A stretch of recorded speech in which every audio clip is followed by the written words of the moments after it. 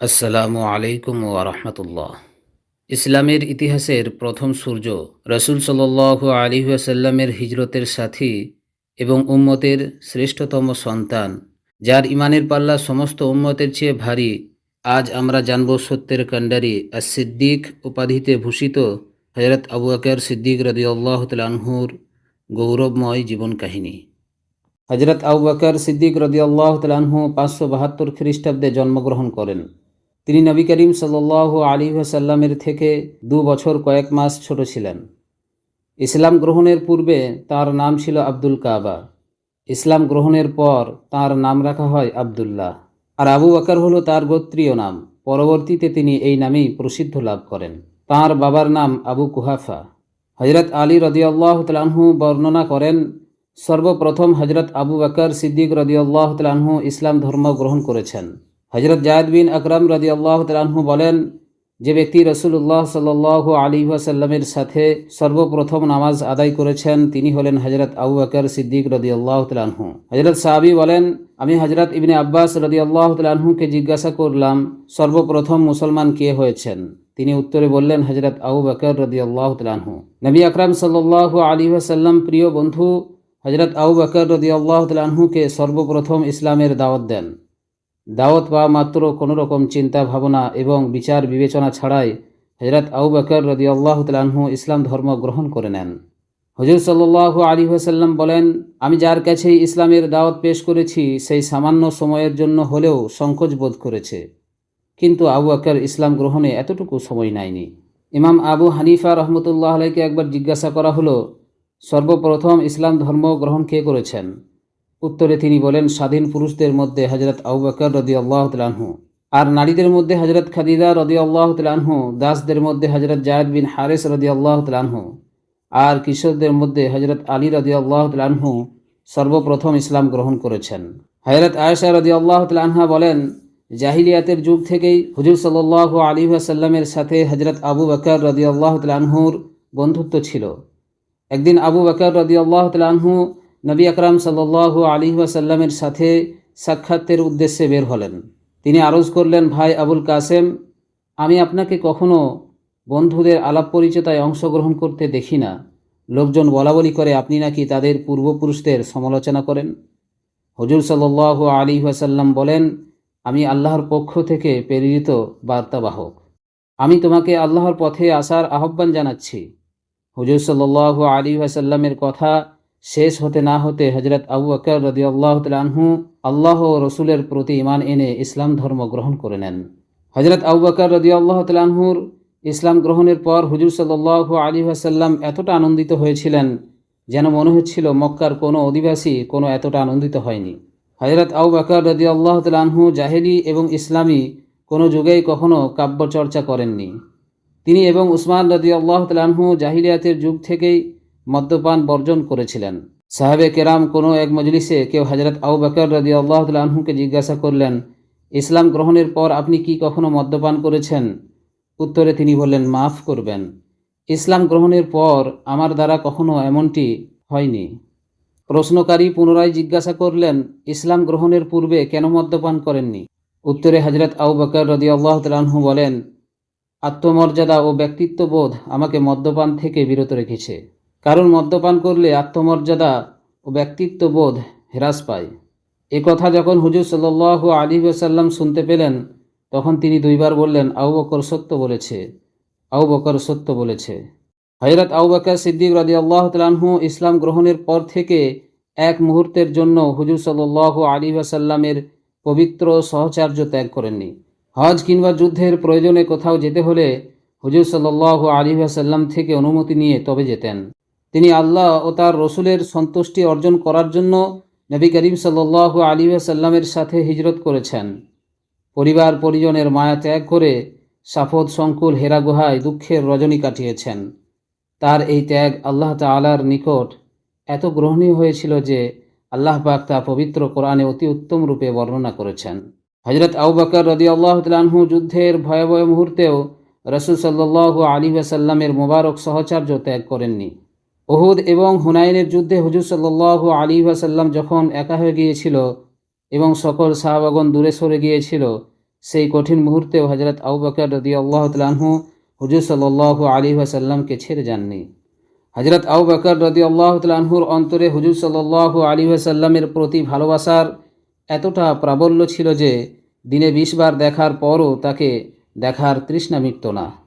হজরত আবু বকর সিদ্দিক রাদিয়াল্লাহু তাআলা আনহু অন্য সাহাবীদের তুলনায় বীরত্বে ও সাহসিকতায় শ্রেষ্ঠ ছিলেন। হজরত আলী রাদিয়াল্লাহু তাআলা আনহু একবার তার নিকট সমবেত লোকেদের জিজ্ঞাসা করলেন, হে লোক সকল, বলো তো দেখি রসুল সাল্লাল্লাহু আলাইহি ওয়াসাল্লামের সাহাবীদের মাঝে সবচেয়ে বড় বীরপুরুষ এবং সাহসী ব্যক্তি কে? উপস্থিত সকলে উত্তর দিল, আপনি নিজেই। হজরত আলী রাদিয়াল্লাহু তাআলা আনহু বললেন, আমি তো সর্বদা সমকক্ষ বীরদের সাথে লড়াই করি। এটা তো কোনো বীরত্বের কথা নয়। সবচেয়ে বাহাদুর ব্যক্তি কে বলো? উপস্থিত লোকজন বলল, আমরা জানি না, আপনিই বলুন।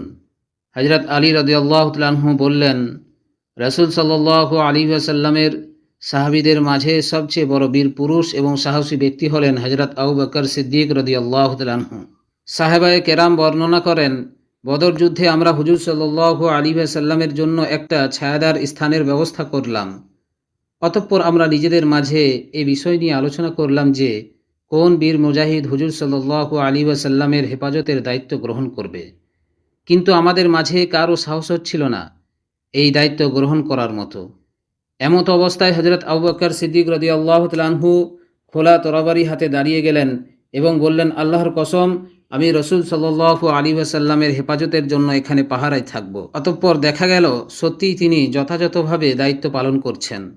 হুজুর সাল্লাল্লাহু আলাইহি ওয়াসাল্লামের নিকট শত্রুপক্ষের কাউকে ঘেঁষতে দিচ্ছেন না। আচানক কেউ হুজুর সাল্লাল্লাহু আলাইহি ওয়াসাল্লামের উপর আক্রমণ করতে উদ্ধত্ত হলে সাথে সাথে তিনি তার উপর বাজ পাখির মতো ঝাঁপিয়ে পড়তেন।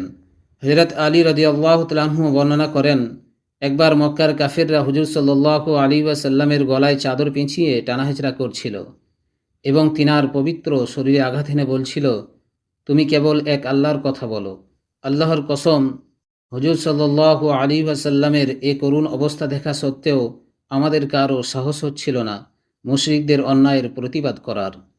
এমন অবস্থায় হযরত আবু বকর রাদিয়াল্লাহু তাআলা আনহু অগ্রসর হয়ে মুশরিকদের আঘাত করে এবং তাদেরকে ধাক্কা মেরে ফেলে দিচ্ছিলেন আর বলছিল, হতভাগা পাপিষ্ঠের দল, আফসোস তোদের জন্য, তোরা এমন এক ব্যক্তিকে হত্যা করতে উদ্ধত্ত হয়েছিস যে বলে আমার প্রতিপালক এক এবং অদ্বিতীয়। হযরত আবু বকর সিদ্দিক রাদিয়াল্লাহু তাআলা আনহু হুজুর সাল্লাল্লাহু আলাইহি ওয়াসাল্লামকে এতটা মহব্বত করতেন যে জীবনের মায়া ত্যাগ করে হুজুর সাল্লাল্লাহু আলাইহি ওয়াসাল্লামের হেফাজত করতেন।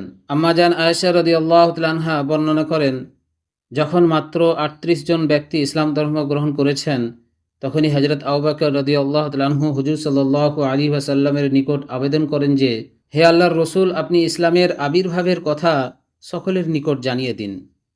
কিন্তু হুজুর সাল্লাল্লাহু আলাইহি ওয়াসাল্লাম সংখ্যা স্বল্পতার কথা উল্লেখ করেন। পরিশেষে হযরত আবু বকর রাদিয়াল্লাহু তাআলা আনহুর বারবার অনুরোধের ফলে হুজুর সাল্লাল্লাহু আলাইহি ওয়াসাল্লাম সমবেত জনতার মাঝে দাঁড়িয়ে ইসলামের সৌন্দর্য সম্পর্কে ভাষণ দেন। হুজুর সাল্লাল্লাহু আলাইহি ওয়াসাল্লামের পর তিনি সর্বপ্রথম লোকদের ইসলামের দাওয়াত দেন এবং তার দাওয়াতের মাধ্যমেই হযরত উসমান বিন আফফান রাদিয়াল্লাহু তাআলা আনহু, হযরত আব্দুর রহমান বিন আউফ রাদিয়াল্লাহু তাআলা আনহু, হযরত সাদ বিন আবি ওয়াক্কাস রাদিয়াল্লাহু তাআলা আনহু এবং তালহা বিন উবাইদুল্লাহ রাদিয়াল্লাহু তাআলা আনহুর মতো বড় বড় ব্যক্তিগণ ইসলাম গ্রহণের সৌভাগ্য অর্জন করেন। হযরত আবু বকর সিদ্দিক রাদিয়াল্লাহু তাআলা আনহু সাহাবীদের মধ্যে সবচেয়ে বেশি দানশীল ছিলেন। পবিত্র কোরআনে আল্লাহ পাক তার দানশীলতা এবং বদান্যতার কথা অতি উত্তম রূপে বর্ণনা করেছেন। উলামায়ে কেরামের সর্বসম্মত মত এই যে সূরা লাইলের 16 এবং 17 নম্বর আয়াত দুটিও হযরত আবু বকর সিদ্দিক রাদিয়াল্লাহু তাআলা আনহুর মর্যাদা জ্ঞাপক। আয়াত দুটিতে বর্ণিত হয়েছে, লিলিহান অগ্নি থেকে বহু দূরে রাখা হবে পরম মুত্তাকি ব্যক্তিকে, যে স্বীয় সম্পদ দান করে আত্মশুদ্ধির উদ্দেশ্যে। রাসূল সাল্লাল্লাহু আলাইহি ওয়াসাল্লাম বলেছেন, আমি আবু বকরের সম্পদ দ্বারা যতটা উপকৃত হয়েছি অন্য কারো সম্পদ দ্বারা ততটা উপকৃত হয়নি। হযরত আবু বকর সিদ্দিক রাদিয়াল্লাহু তাআলা আনহু এ কথা শুনে কেঁদে ফেললেন এবং বললেন, হে আল্লাহর রসুল, আমিও আমার সম্পদ আপনার জন্য উৎসর্গিত।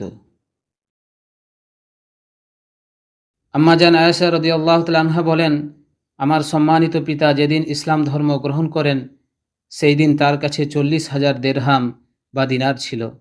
কিন্তু এই বিশাল অঙ্কের পুরোটাই তিনি মুহাম্মদ সাল্লাল্লাহু আলাইহি ওয়াসাল্লামের জন্য ওয়াকফ করে দিয়েছিলেন। শ্রদ্ধেয় পিতার নিকট কোনো সম্পদ এলে তিনি তা হুজুর সাল্লাল্লাহু আলাইহি ওয়াসাল্লামের কাছে পাঠিয়ে দিতেন। হযরত উমর ফারুক রাদিয়াল্লাহু তাআলা আনহু বর্ণনা করেন, একবার রাসূল সাল্লাল্লাহু আলাইহি ওয়াসাল্লাম আমাদের কিছু দান করার নির্দেশ দিলেন।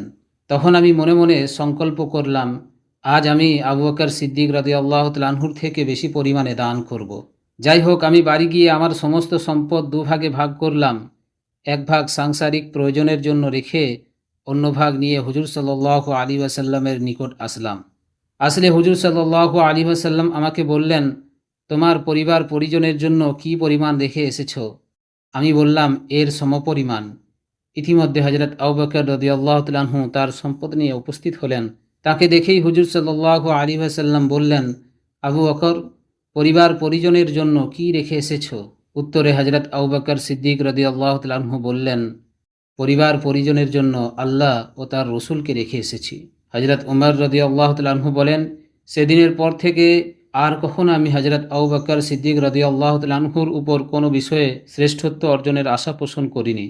হযরত আয়েশা রাদিয়াল্লাহু তাআলা আনহা বর্ণনা করেন, আব্বাজান সমস্ত সম্পদ হুজুর সাল্লাল্লাহু আলাইহি ওয়াসাল্লামের পায়ের নিচে রেখে ঘরে ফিরে আসেন। ফিরে এসে দেয়ালে হাত দিয়ে আঘাত করতে থাকেন। আমি জিজ্ঞাসা করলাম, আব্বা, কি এত ভাবছেন? উত্তরে তিনি বললেন, মা আমার, দেয়ালের কোথায় যেন কাপড় সেলাই করার সুই রেখেছিলাম। ভাবছি যদি ওটা পেয়ে যায় তবে ওটাকেও মহানবীর দরবারে দিয়ে আসব। নবী করিম সাল্লাল্লাহু আলাইহি ওয়াসাল্লাম বলেছেন, আমার জন্য আবু বকর যে ত্যাগ স্বীকার করেছে অন্য কেউ এত বেশি ত্যাগ স্বীকার করেনি। সে তার জীবন দিয়ে আমার প্রতি সহানুভূতি প্রকাশ করেছে, সমস্ত ব্যয় করে আমার সহযোগিতা করেছে এবং প্রিয় কন্যাকে আমার সাথে বিবাহ দিয়েছে। হযরত আবু বকর রাদিয়াল্লাহু তাআলা আনহুর জীবনের দ্বিতীয় পর্ব শুনতে হলে আমাদের চ্যানেলটিকে সাবস্ক্রাইব করে পাশে থাকবেন।